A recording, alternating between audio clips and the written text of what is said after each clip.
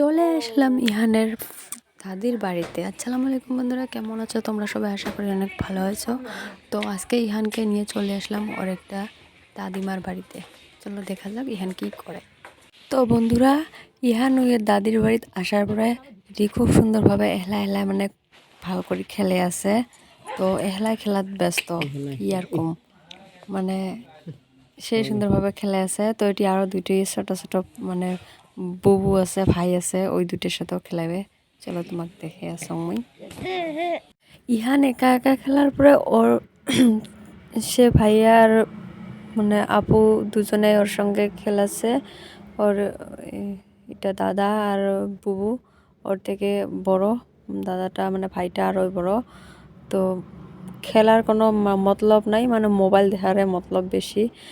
মানে ছোট ছোট ছোয়া আজকাল তো কেমন জানোই তোমরা, শুধু মোবাইল লাগে, মোবাইল ছাড়া আর হয় না। মোবাইল নিয়ে দেখছে, ও তো খেলবে।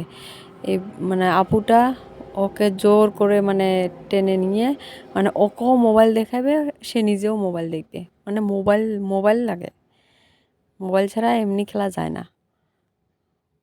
ও মোবাইল মানে দেখতে পারে, অতটুকু বাচ্চা।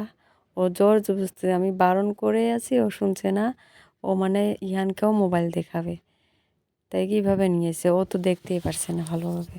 তারপর ওর বাবাকে নিয়ে, ওর বাবা ইহানকে নিয়ে একটুখানি বাইরে ঘুরে ফিরে করলো, করার পর সেখান থেকে আমি আমরা আবার চলে এসেছি। ওকে একটু বাইরে নিয়ে মানে ঘুরছে।